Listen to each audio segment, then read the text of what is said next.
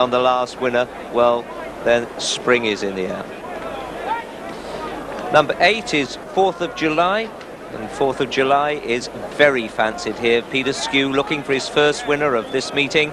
Mick O'Toole trains him, and he's an amazing character, Micko. He's had a lot of winners here in the past at the festival itself, but just been a little bit dry for a year or two. Well, this fellow finished 19 lengths 4th of 8 to Nomadic Way, and that was in the Irish Champion Hurdle at Leopardstown on heavy ground. Now, both his career wins have come over the minimum trip, and he is well thought of by connections, I can tell you. But I remember seeing this horse run in a schooling bumper, and Mick O'Toole had 3 in it, and they all had number 29 on, so that nobody knew which was what. But the whisper soon got round when 4th of July bolted in. Mick's had a lot of people trying to twist his arm to buy this one, but so far he's resisted. But do you know an Irishman who owns horses who can resist for very long? If he wins this, the price will be doubled and the horse will probably go. Now, stack of them here. It's a level weighted championship for the stayers, and 11 stone 10 is plenty of weight for them to carry. So those light blue colours, you look out for those in the race. But there are several horses with similar ones. Just cantering off in front in the red cap, that looks like Cash's King. He's leading those two. Floyd is just behind him. Floyd is number 6. And what a cracker this is. He's champion hurdle class, but just lost the edge this year. He's running no end of champion hurdles and always been banging on the door. He's 10 to 1 from 8 to 1. And I think he must be, if he gets the trip here, he must certainly be as big a danger as any of them. Graham Bradley riding him, and Brad is a great man to ride a horse like this. He's won a couple of times on this course. He's got some class. I expect him to be thereabouts. Let's have a look at the market. Well, there's big interest there in Cash's King, as you'll see from the betting show. 14 to 1 it opened at, is now 9 to 1. But the favourite at the moment is still on 11 to 2, Ride Again. 4th of July, 6 to 1. Trapper John, 7 to 1. 8 to 1, Old Dundalk. Cash's King, 9s. Floyd, 10 to 1. Vicario de Bray and Slalom, 14 to 1. They're going out. And so is Galmoy on 16s. Navog has stayed on 16s since the show started, and it's 20 to 1 by. Well, the market tells you what an open race this is. Bill Smith's just whispered in my ear, lovely story. Bluff Cove in this race, number 1, you know. He's owned by Dickens Limited, and his dam has been barren for 8 years since she bred him, but she's had a foal by Seymour Hicks at Roy Edwards Stud this year and goes back to him. So isn't that a marvellous perseverance there for Reg Morris, who is of Dickens Limited. Now, Bluff Cove will go well. He's ridden by Richard Dunwoody. He's had 2 runs this season, pulled up first time, and then only over 2-mile trip, you know, 2.5 it was, short of today's race. Ran a blinder. It was 2 lengths, 2nd of 10 to Brabazon at Wolverhampton. That was a good run. The third horse has come out and won since, and the form looks pretty solid. There he is, coming towards us in the colours of Dickens Limited. 33s from 50 to 1, so a little bit of late money. That would be Reg Morris nipping around the ring. Still, no jockey ridden 2 winners yet, but then we're very early into stages here, aren't we? Plenty of others with a chance. 3 is Cash's King, the big black diamond, yellow body and black sleeves. Mark Pittman rides this fellow who's won his only 4 races this year. The last 3 have been over fences, but by golly, look at the shine on his coat. Certainly looks well. He's 9 to 1 from 10s, but reverting to hurdles, don't let that worry you, because on the day after Boxing Day, this fellow won first time out at Kempton in a very competitive race indeed. I don't think it will have blunted his speed. The old blinkers just keep his mind on it. A horse with a lot of ability, just thinks a little bit, I suppose, and needs sharpening up with the blinders. Number 20 is Vicario de Bray in the chevrons. Peter Hopkins, whose colours were carried by Blitzkrieg. 14 to 1 from 10s. Horse that likes it pretty soft. And he looked as if he was going to be a very exciting prospect, but then just has proved to be one pace slightly. So let's see if staying is his game. Today we will find out. Well, he'd be a very popular winner, not only for Peter Hopkins, who trains him, but also for John Joe Shawley, who would have come here even if he didn't have any runners. Mark Dwyer gets the call on Vicario, and he really gets on with him. He was so cheeky when beating Celtic Shot at Haydock Park. Anyway, he's never been further than 2.5, but today is the time to try it. 18 is Tito Longfranc from France, the French challenger, ridden by Christo Aubert and trained by Jean Dasque. Well, this horse has won a steeplechase last time out down at Pau over 2 miles 6 furlongs, and most of his wins have been in soft-ish ground. Trainer had a runner in this race last year and it ran very well. Well, he rates this one even better, but I don't know how good a ride Christo's going to have here, riding like a flat jockey, and this horse seems to put its head very high in the air, but I'm sure he knows it far better than I do. But good luck to the French Raiders. We don't see too many of them and we welcome the challenge. Let's have a look at the market.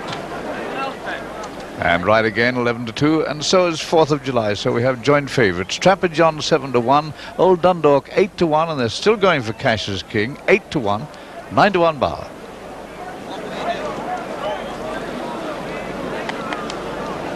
Now they're together 5 and 2. 5 is Clough-Taney from Paddy Mullins' yard.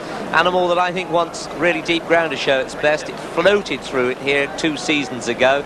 It stays and goes in the ground. Nearest to us in the yellow colours of that pair, yellow with the blue piping on it, well, that is Brabazon from Mark Tompkins' stable. He's had a tremendous season, you know, he's a flat trainer ostensively, but had a terrific time jumping this year. Steve Smith-Eccles has the mount. That's the second one of those two coming across our picture now. Certainly looks well. Vicario turning in, and there's Pragada of Josh Giffords. Let's join Peter.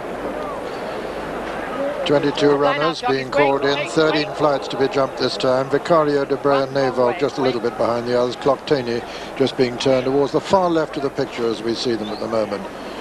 Clough-Taney just sort of backing away a little. The only one that's giving the starter any cause for concern at the moment.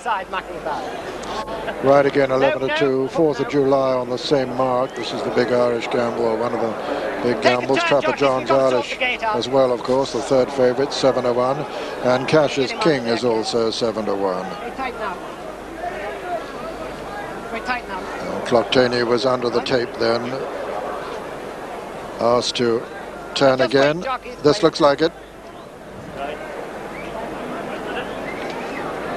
You won't get a much better line than this. That's it, they're away.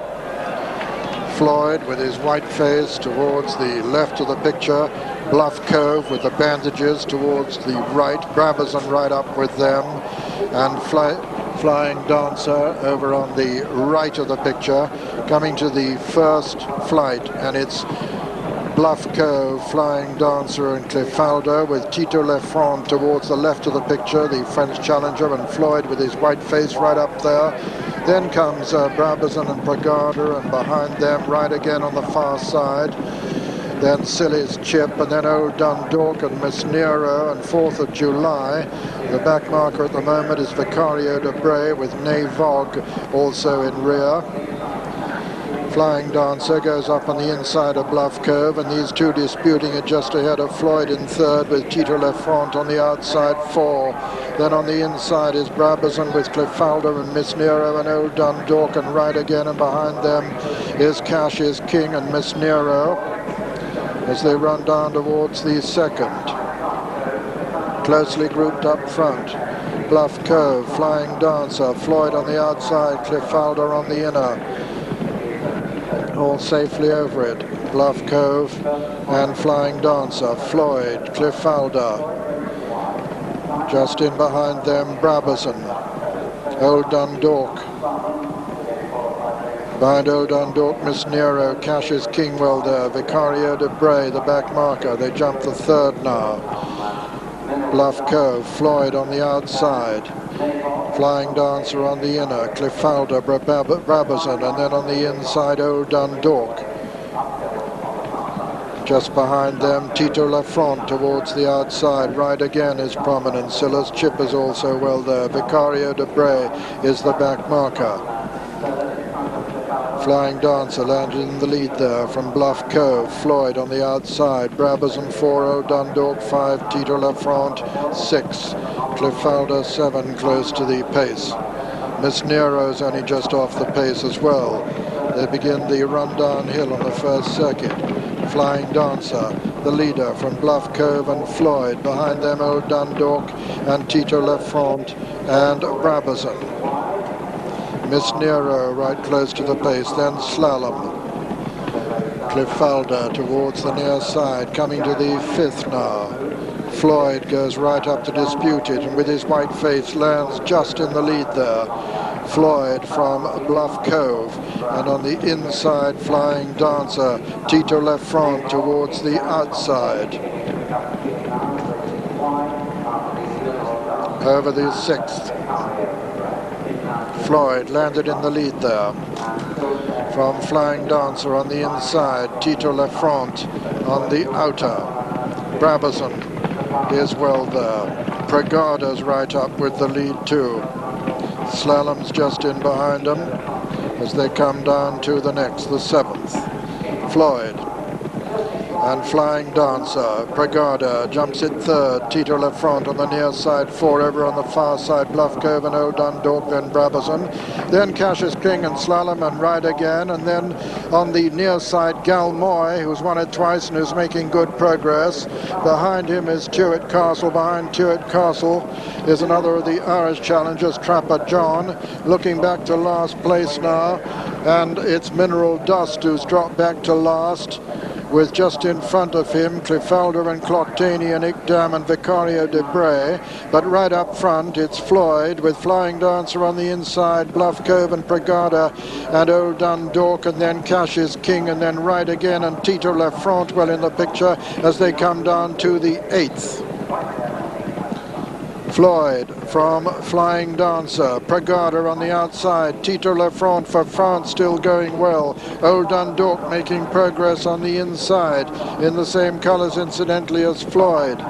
Cassius King still well in the picture. Ride Again making ground on the inside, coming down towards the next, the 9th, and Floyd just in the lead at that one from Pragada on the outside.